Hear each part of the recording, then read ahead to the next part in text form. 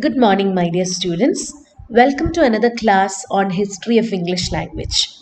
So, in this paper, we have already covered some portions. We have almost come to the end of module 1 in the prescribed syllabus for Kerala University. So in the first class, we discussed about the features of language. We learned some definitions of language by certain linguists. After that, we learned some characteristics of language and the difference between human and animal communication. Then we learned about different language families in the world. In the last class, we learned about a very prominent language family, that is Indo-European language family.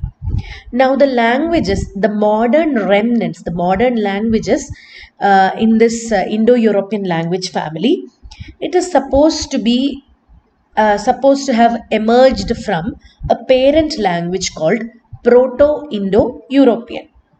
This Proto-Indo-European, we don't really know how this language was, but the modern remnants of this language, this parent language, share certain common characteristics.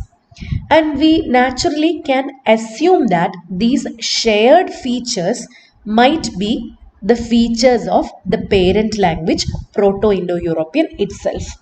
So we don't know for certain about the characteristics of how this language was, what were the words and what was the grammatical structure and all. We don't really know about it. But we know that the modern languages which emerged from Proto-Indo-European share certain common characteristics, and these shared characteristics might be assumed to be the characteristics of Proto-Indo-European parent language as well. Now let us discuss each of these characteristics. The first characteristic is that Proto-Indo-European, it was a highly inflected language. Inflections usually mean word endings. In English, in modern English, we only have about 8 different inflections. Like for changing the number of a noun from boy to boys, we add S. So S is an example of inflection. And for changing a verb into continuous tense, we'll add ing, sing to singing. So ing is also an inflection. So modern English doesn't have as many inflections, but Proto-Indo-European, it was a highly inflected language.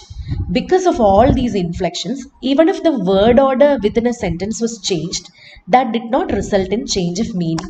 So change of word order did not result in change of meaning. So, for example, if you consider a language like Malayalam, we can actually call Malayalam it's not completely an inflected language, but there are certain word endings that we use, like a, ik, in, il, and all. So even if we change word order in Malayalam, it does not result in a change of meaning. For example, if I say Raman Ravanane Konnu, Ravanane Raman Konnu, Konnu Raman Ravanane, Ravanane Raman Konnu, Konnu Ravanane Raman. So even if I change the word order many times, it does not actually result in a change of meaning, because instead of using prepositions in languages like Malayalam, certain word endings are used as grammatical markers. So hence, inflections, a highly inflected language means change of word order does not result in change of meaning. Let's move on to the second point here. Proto-Indo-European had 8 cases. Cases are applied to certain words depending on the position and function of the word in a sentence. For example, nominative. Nominative case means this particular word is in the subject position. Accusative means this particular word is in the object position. Possessive or genitive means this word shows possession. For example, John's umbrella, Minu's class, apostrophe S, my YouTube channel. So these are all possessive words. So in Proto-Indo-European, it had 8 different cases. These cases are nominative, accusative, dative, genitive, instrumental, ablative, vocative and locative. So you don't have to know in detail what all these different cases entail. You can just learn the names just for the sake of your requirement now. So let's move on to the third characteristic of Proto-Indo-European.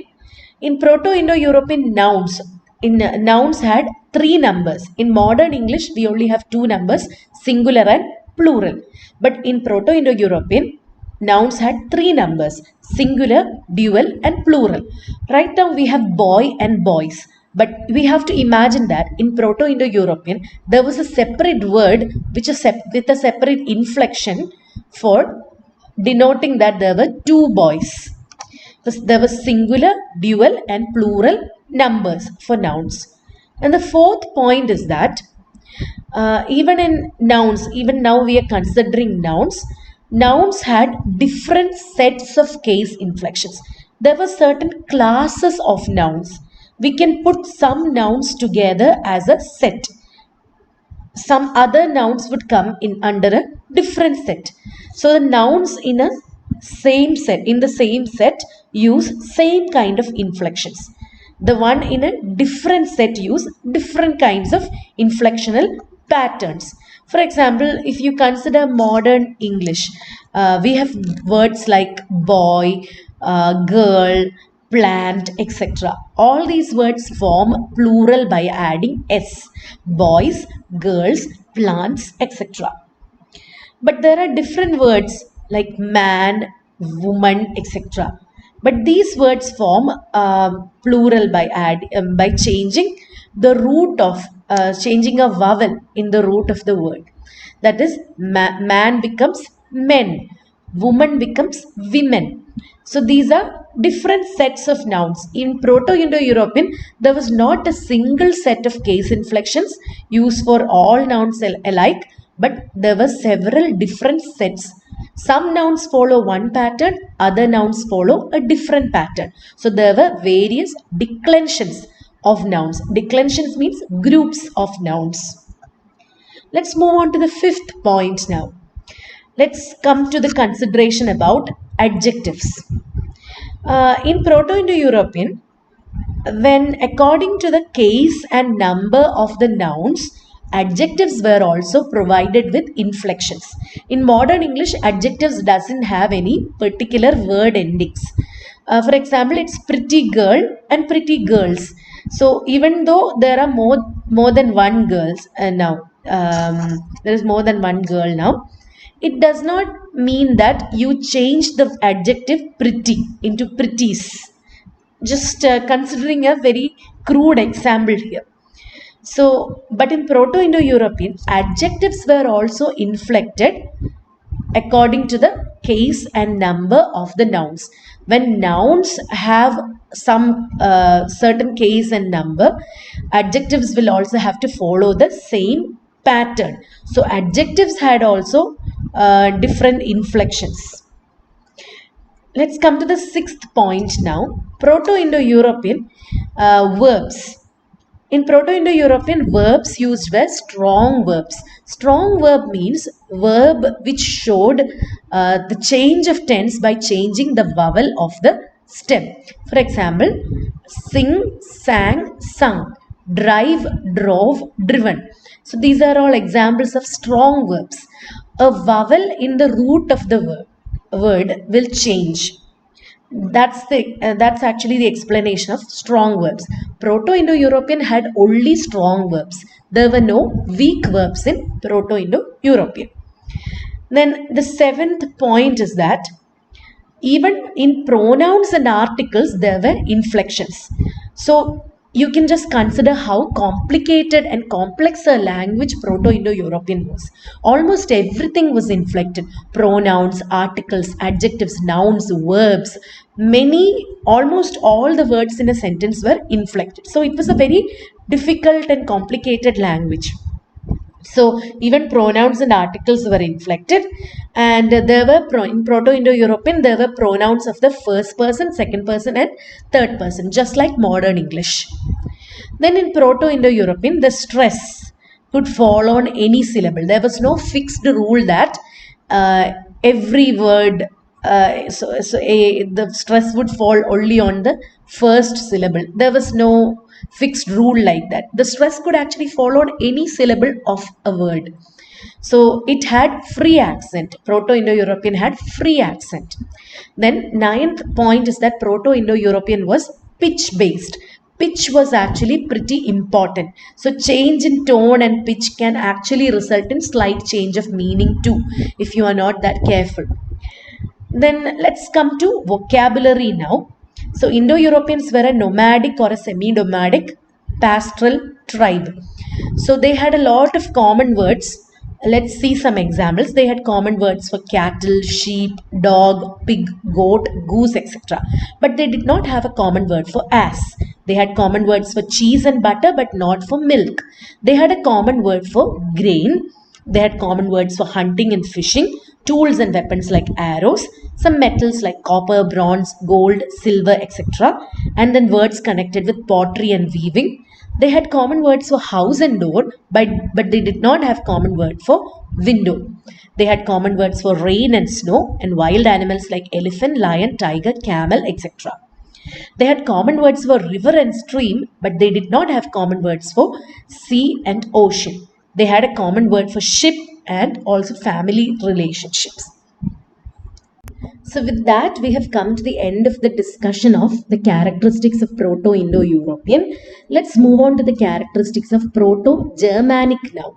So you know about Germanic. It is from Germanic that modern English has evolved. Let's consider some characteristics of Proto-Germanic. So Proto-Germanic was also a highly inflected language. As we mentioned in Proto-Indo-European, Indo-European was a highly inflected language, and even when it evolved into Proto-Germanic, the inflectional system did not change. So word order was not that important. Change of word order did not result in change of meaning. The second feature is that when it came to Proto-Germanic, the number of cases were reduced to 5. Earlier in Proto-Indo-European, we had 8 cases. But in Proto-Germanic, they had only 5 cases. These cases are nominative, accusative, genitive, dative, and instrumental. Now let's come to the third point about Proto-Germanic. So in Proto-Germanic, let's consider nouns now. Nouns had grammatical gender. Now what is grammatical gender? There were 3 kinds of gender at that point of time: masculine, feminine, and neuter. So grammatical gender means it had no necessary connection to the sex of the word. So, we had inanimate objects. Inanimate objects could be either masculine or feminine. And the sexed creatures could be neuter. For example, does wave, the girl.